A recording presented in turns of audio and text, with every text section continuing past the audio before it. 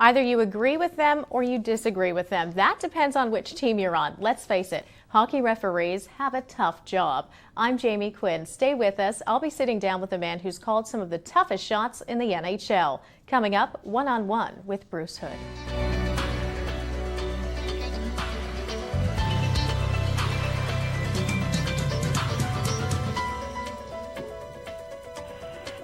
You're watching One-on-One, and joining us today is Bruce Hood. Thank you very much for being here today. Almost a difficult introduction for you, in fact, because you're a business person, you're an entrepreneur, you're an author, yet you got your start in hockey, the Canadian dream. Whoa. Although you're on the sidelines officiating instead of actually playing the game.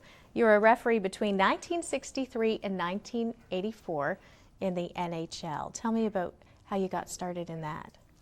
Well, you know, I lived in a small town, and like every small kid, you want to play hockey and you idolize the NHL. That was back when there was only 6 teams, as a matter of fact, before television even. And as such, I was playing with the local intermediate team, and one night there was, they needed an official, and I went out and worked as a linesman and thought, gee, I kind of like this. And within weeks, I was refereeing all the hockey in the town, the kids' hockey and the industrial leagues and everything, and it seemed like that was the thing that I was meant to do. And how old were you at that time? I was about 22 at the time. How did you feel about that? Because everyone else is playing the game, and you were calling the game. Well, you know, I had played up through minor hockey and into junior and intermediate, so I had a good feel for it. As a matter of fact, I used to be pretty awkward out there, so I did all the wrong things, so I knew what elbowing was, and I knew what all the bad things you do, so I knew what to call. But so I enjoyed that aspect of it. I still kept playing somewhat as well, but just for fun. But the education I got being a player helped me be a good referee. Now, is it hard to make friends having that job, especially as you're moving through the ranks in minor hockey? Well, it's interesting because some of your best friends would be so caught up in the game sometime with their kids were playing and whatnot, and they'd, you know, when you're in a small town, when you know everybody and the parents are hollering at you, sometimes it could get a little bit heated even after you go off, and you had to go and talk to the people and say, hey, I'm just doing the job, and the next call's probably going to be in your favor. It's not a case of making a call against you, it's calling the game to have a level playing surface. And sometimes it created a little tension away from the rink.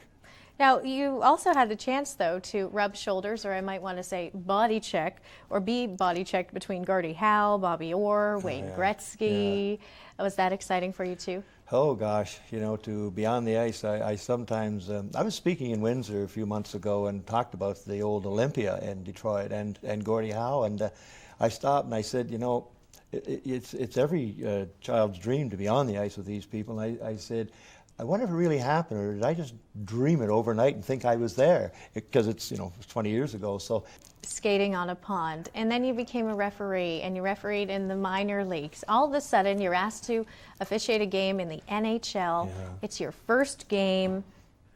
Were you surprised by the turnout? The first time you walked out on that ice, were you nervous? Oh, was I ever. I of course, when you're refereeing in the minor leagues, it's a different level of pressure, you know. You're out there doing your thing in, we call it the boonies, the American Hockey League or Central Hockey League, but suddenly you come to the NHL, and that's the Big Apple where you want to be. And yes, when I skated on the ice, it was in Maple Leaf Gardens I did my first game, as a matter of fact. I was numb from my waist down. I had to look down and see if my legs were still attached. Just I went out there and I skated for a while, and I got to feeling okay, and I was all right, comfortable with it. Wow. And then you get to a town as well where the crowd is a little rowdier. And was there ever a time when you thought, oh boy, I'm not sure if I can handle this? Well, not so much that. The biggest factor in officiating is you have to have your confidence. You have to feel okay in your calls. You can't second guess yourself. If you do, it takes away your own credibility. You'll never be right.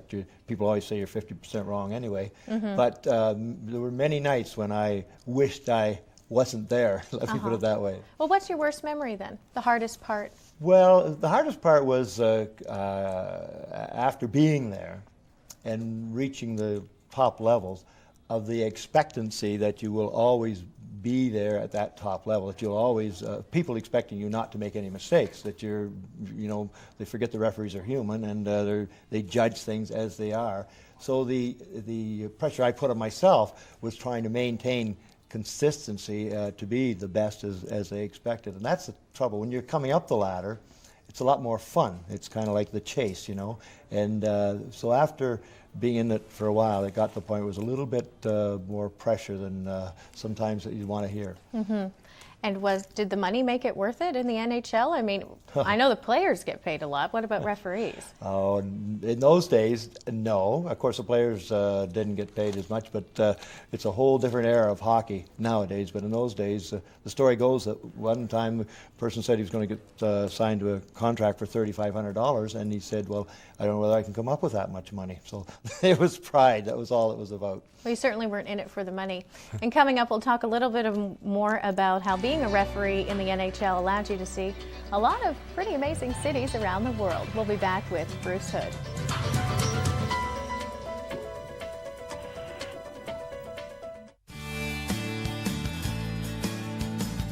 Local Matters on Rogers Television Dufferin Peel.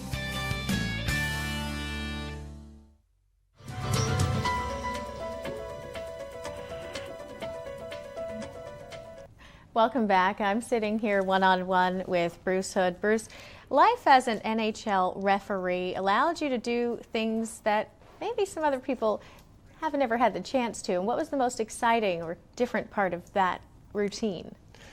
Well, obviously the games and those players that we've talked about, the excitement of that, but the traveling that you go to all the various cities, and you have a lot of time, so that was wonderful, whether it was in the National Hockey League or doing World Hockey Championships. So hockey's been very good to me from that aspect of life.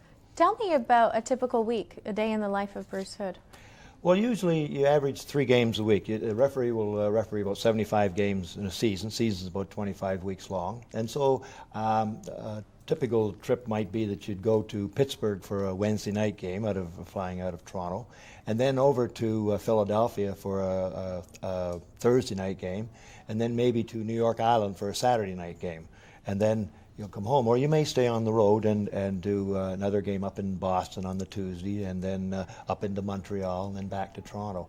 And each, the requirements are that you're in the city the day of the game. You've got to travel before 9:30 in the morning. So there are some basic requirements, and keeping yourself in shape. And beyond that, as I say, through the day, preparing for the game, you have time to wander around and take in the sights. So it's a wonderful opportunity that very few people have. If you're a businessman traveling in those situations, you're busy in offices all the day. That's right, absolutely. But at the same time, you were traveling alone, and were you married at the time? Yes, I was, yeah. Okay. Yeah, that was the downside of it, especially when I first started. As a matter of fact, the first year I was in it, I was sent to the West Coast to referee, and I was gone 30 days. And that was when my kids were like 5 and 6 and 7 years of age, which wasn't really good. They don't do that anymore. Officials are never away more than 10 days at a time now, which allows them to be home with their families. Okay. So it must take a lot of stamina as well to do the job and to keep up with the players. Yeah, the players are in shape and they're skating along the ice for hours upon end, but so are you because you're keeping up with them. Yeah. If not, you're trying to stay ahead. Well, and in this day and age, it's different. When I first started, players weren't in as good a condition as they are nowadays. They're finely honed athletes now. Back in those days, the players didn't go as fast. They weren't in as good a shape, and obviously we didn't have the demands on us that the officials do nowadays. But about midway through my career, actually it was after the Russian series in the early 70s, after expansion had taken place in the NHL, and they realized the importance of conditioning, and the game changed dramatically from that point on. And although I had worked out a lot to keep in shape, to be able to go up and down, it became more important than ever. We get to the rink half an hour earlier to do stretching, do flexibility, and that sort of thing. So it was wonderful because it's good for everybody to do that. So it helped prolong my career, and it's carried over since because I still play old-timer hockey. Now, I wonder, because while you're visiting these cities and you do have your time off, who do you hang out with? Which team? You can't really be friends with any of them, can you? Or is that allowed? Not really, no. You don't even usually travel on the same flights or whatever, unless it's an emergency situation where you're on a charter to get to a city. But no, you're basically on your own. Sometimes traveling with the linesman, which you go into the city. We've gone in like San Francisco, having a day off, and go to Chinatown, go down to the wharf and whatnot. So you can do things like that when you plan them. But other than that, the tours you can take when you go into these cities is wonderful. You just pay your money and go on a bus tour, and they explain everything to you. So it was a great opportunity. Kind of precluded my getting into the travel business after. And I do want to talk about that in a moment, but I want to spend a little bit more time on this, because as a referee, you were really as close to the game as you can get, and you saw things that you don't see on TV, that you don't see in the stands, and as a result you developed some very strong opinions, some of which you talk a little bit about in this book, The Good of the Game. Yes. And I wanted to bring up a few of the points you brought up because they're a little controversial, and I hope maybe you could go into a little detail. For instance, you say Canadian hockey would be better now if the Soviets had beaten us in 1972. And I think that needs a little explanation. Well, I just felt that because intimidation, we won that series. We had good players there, no question about it, but intimidation was a big factor. A broken ankle here and there that was caused by players doing things they ordinarily wouldn't do. That Bobby Clark was an example of jabbing people in the backs of the legs. So I felt that. Was our team intimidating, or was it the Soviets? Yes, oh yeah, our team. That's how we won. That was our tactic. We used intimidation because they had never seen that type of thing the way we played the game. And we were coming into the Broad Street Bullies era of hockey, and unfortunately that dominated our game. The tougher you could be, you could win, which took away the abilities of good hockey players to produce as they should. And that crept into our game, and it was there for a long while, and it has never really left the game because some of the really skilled players, they get taken out of the game by being injured or whatever because of that type of game. And that's why I said if we'd have lost, we'd have taken a better look at our sport and wouldn't have allowed that type of action to dominate it as it did. Maybe take more of a look at our skills and say, what are we doing wrong here? Yeah, coaches teaching, they teach defensive skills. They teach methods to not allow good players to play the game, and that's what's exciting, is good players playing the game, making the good passes, making the good plays, getting the shots on net. So that was what we inherited from that series, that, hey, that's how you win. That's how you play the game. So coaches from all levels up, that's the way they coach. They coach defensive hockey, and it takes away from the sport. I think we should talk a little bit more about that, and also when we come back we'll be talking, although Don Cherry may not agree, about violence in hockey and whether or not it should be there. And I know you have strong opinions that perhaps it shouldn't.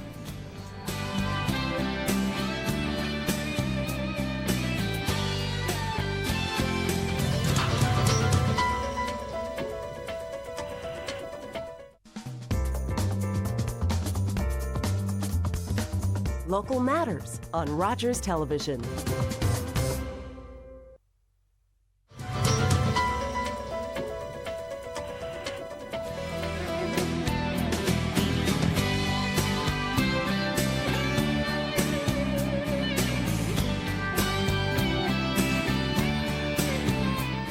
Welcome back. I'm sitting here with Bruce Hood, who's a major player in the NHL on the officiating side. You're a referee, and the first referee, in fact, to officiate 1,000 games in the NHL. So you've been up close and personal with the game, with the players. And as we touched on before, you've developed some very strong opinions about the game and what needs to be changed about it and where it might need to go from here. And one of those I'd like to touch on is the fact that you might be opposed to violence in the game. You might not like fighting as much as some other people may. And what is your, in fact, stance on that? It's a carryover from my belief that the game of hockey is a game of skill, and the skill isn't allowed to develop as much as it should at all levels. Fighting isn't condoned in any other sport in the world. It isn't condoned in minor hockey. It isn't condoned in junior hockey, only at the professional National Hockey League level. And that is becoming less and less and less because the players are becoming more attuned to and especially it has to do with more coaching to make better plays on the ice and utilize the full ice surface. So you don't get the ganging up that you used to do in the game. Then they put rules in effect to take out fighting where you've got just a person who is out there just to create trouble and punch up somebody and get them out of the game. So there's less and less of it. But it's still happening. It's still happening, and but as I say, I don't know what the track record is, but there is less and less. You don't have near as many of those guys out there. You got 30 teams in the NHL. Yeah. When you used to have a dozen teams, you had some of these guys who were there just for that job. And every team has a fighter. Yes, every team had their big bullies, as I called them, and now you don't have that. You got a few in the league, but that's diminishing more and more. Really? So you think we might be moving in the right direction? Well, I think so. I think there's more of a respect for the game. I think the game is being played at such a high level of intensity, which means also a high level of body contact. It's unbelievable, some of the body checking that takes place. Too much? Well, it is, because I think, anyway, there's a lot of injuries. A lot of good hockey players get injured because they're getting slashed or they're getting checked, run into the boards or what have you. And I think it takes away from the sport. In any sport, you get the key players injured, takes away from the excitement of it. You don't, as a fan, if you're paying your money, you want to see these good playmakers. You don't want to see somebody running somebody through the boards. You want to see the people who are making the passes and making the good plays and the shots on net. Skillful. That's what the game's all about. Mm-hmm. And so more and more in minor hockey, they're getting back to now coaching the skills as compared to coaching from a defensive position to eliminate the skills. So the headset is changing. It's taking a long while. Now, what do you think about the salaries? Those sure have changed over the last several years. What does a hockey player make these days? A good one, a big one? Oh, well, they're talking about $7 million and players getting 3-year contracts at $30 million and stuff. It's unbelievable. Yeah. What do you think?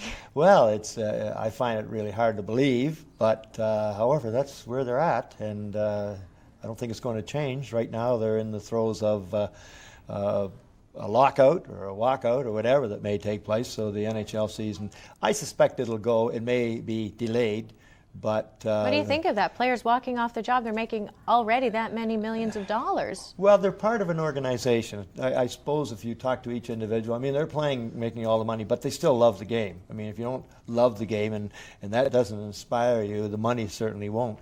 But they're part of an organization, and that organization has dug its heels in, decided that this is the way they're going. And the owners, on the other hand, they've got their position, and there's got to be, I think, a little give and a little take on each, and get on with it. Ultimately, there will be a season, but just when. So salaries, woo, it's unbelievable. Yeah. Do you think the money could be better spent?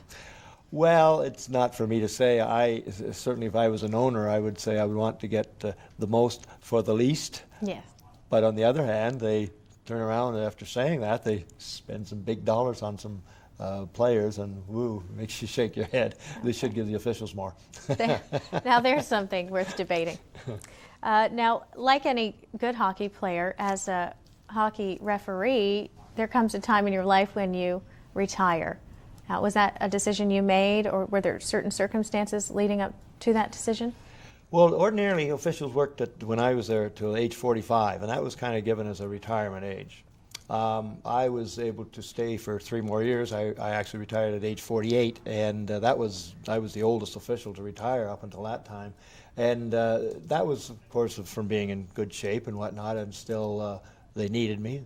And so I had that opportunity, and they were bringing along young officials. So I was ready at that time. I'd been there 21 years with the league, and although I look at it now and I still keep playing hockey and refereeing some old-timer games, and now they have 2 referee system, I think I could still be out there doing half the game. Well, maybe you could.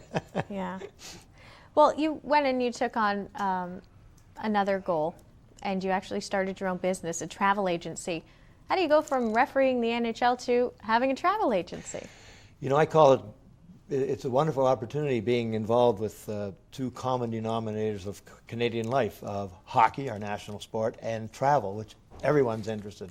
Anybody wins the lottery, the first thing they say, they're going to travel. But so it was exciting, and all those years I traveled, and I ended up buying the travel agency in my hometown that I had used their services all those many years.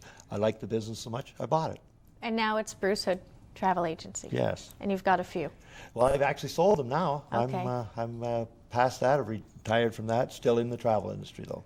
Fantastic. Well, coming up, we're going to talk a little bit more about your new ventures, including Bruce's entrance into politics.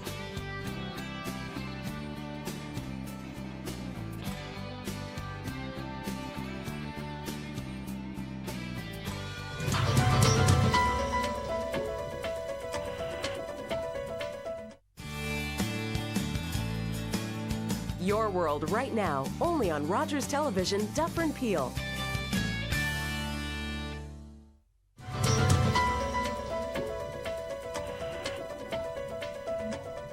Welcome back. I'm sitting one-on-one with Bruce Hood, most known for your officiating skills in the NHL.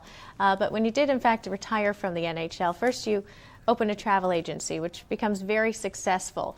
And now into your third career, politics.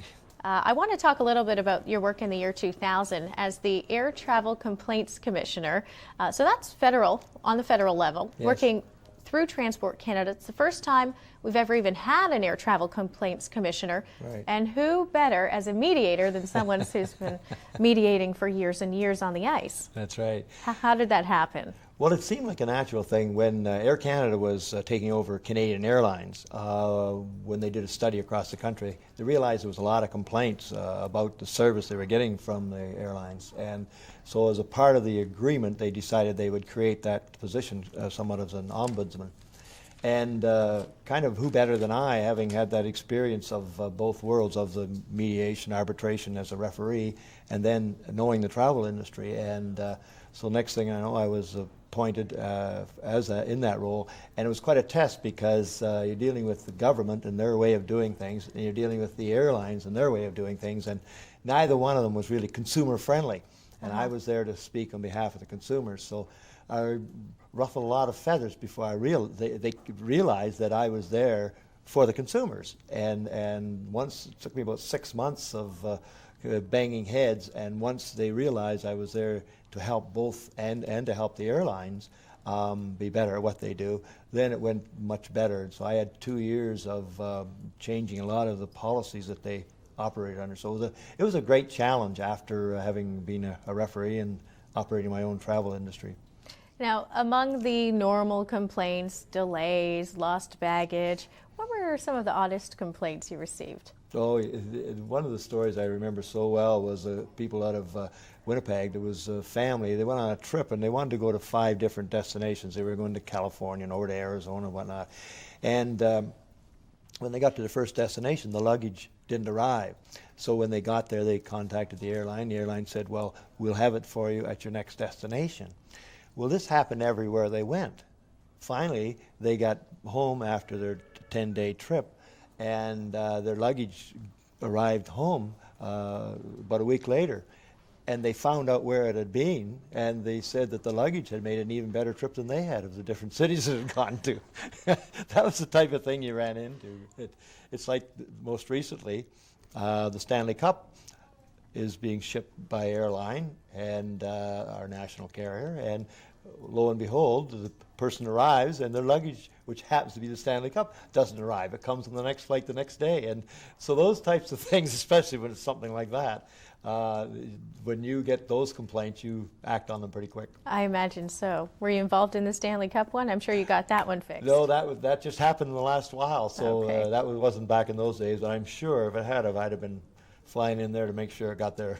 So you definitely had an influence on the federal level through that appointment, but you've also had an influence locally. You ran as a Liberal candidate for the MP position of the Wellington-Halton Hills region. Now, unfortunately, you didn't win. The Conservatives beat you out. Were you surprised by that? Well, I guess I wasn't when I realized that it's mostly a rural area of those staunch conservatives who, no matter what state the party is in, they voted that way through generations, and so you have to accept that.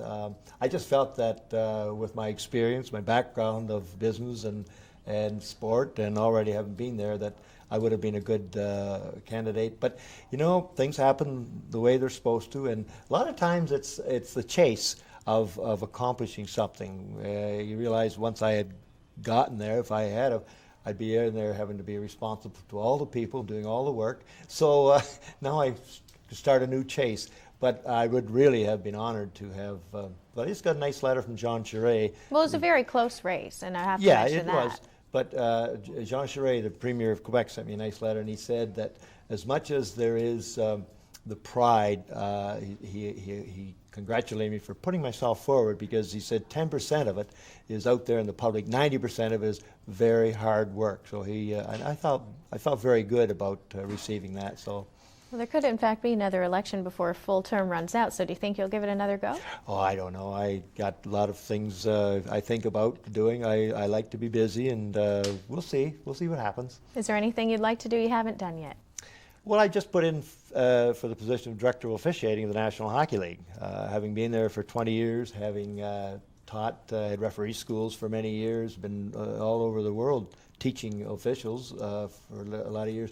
And that position is open if there's going to be an NHL season. So I would look forward to that as a new and exciting challenge for sure. Well, I certainly do wish you all the best. Thank you very much, Bruce, for speaking with us today. And that wraps up this week's edition of One on One. I'm Jamie Quinn. Thanks for watching.